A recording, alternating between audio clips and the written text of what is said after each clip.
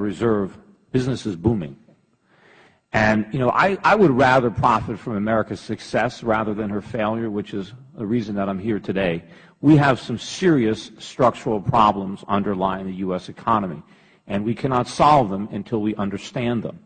As a nation, we have borrowed and spent our way into a gigantic ditch.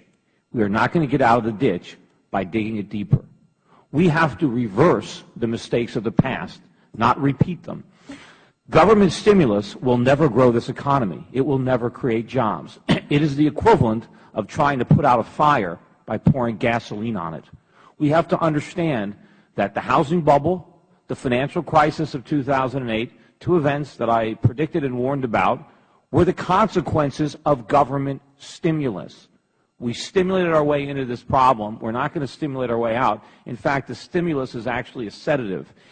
The stimulus is preventing the free market from unraveling the problems that years of bad monetary and fiscal policy have created. We don't need more spending. We need the opposite of spending. We need underconsumption. What the economy lacks is savings, investment, production.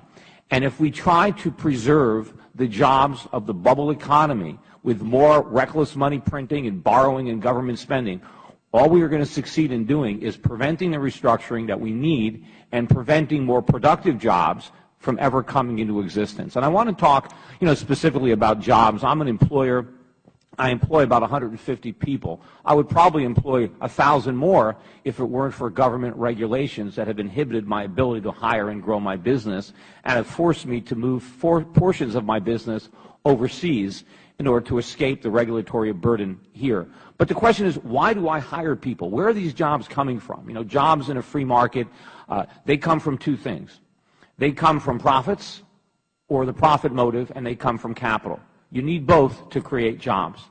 And in a free market, there's going to be jobs. And if there aren't enough jobs, Congress has to ask, what are we doing to inhibit this process? How are we preventing jobs that would normally be here from coming into existence? Now, in order for me to hire somebody, I have to be able to make a profit. That means that the person I hire has to deliver to me more value than the cost of employing them. And the cost of employing them is not just the wages I pay them, but it's all the mandatory benefits, the taxes, and more importantly, the legal liability that I incur when I hire somebody. In fact, one of the riskiest things you can do in America is to hire somebody. And because of that reason, because of all the liability from government, from lawsuits that you have put on employers, most small businesses, their main concern is how not to hire people.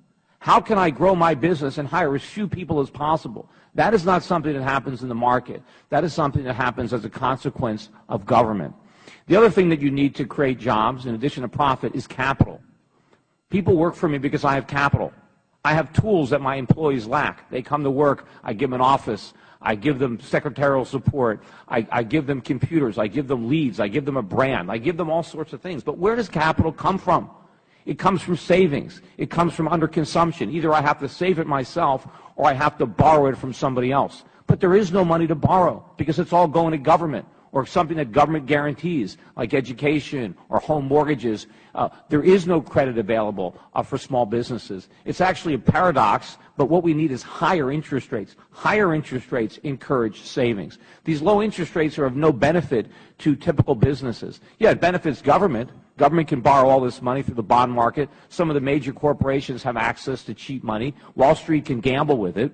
But small businesses, they can't sell bonds.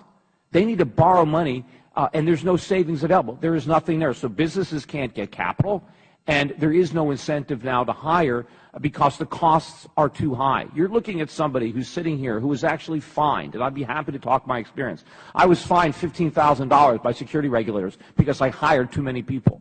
Because I hired too many people, I incurred over $500,000 in legal bills defending myself because I hired too many people. Because I hired too many people, I've been on a hiring freeze ordered by regulators for 3 years. They have not let me hire people. They have not let me open new offices, despite the fact that I was dying to do it.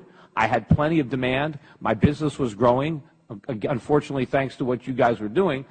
But regulators prohibited me from doing this. And there's all sorts of ways that rules and regulations have inhibited my business. In fact, it's now so expensive. I started my securities firm in 1996. There is no way that I could have started that firm today. I have an entire compliance department. It costs me millions of dollars a year just to stay in business, just to comply with rules and regulations that are not doing anything to protect my customers. Thank you, Mr. Schiff. We appreciate that good testimony. Thank you. Dr. Boucher. Well, I want to make 3 quick points.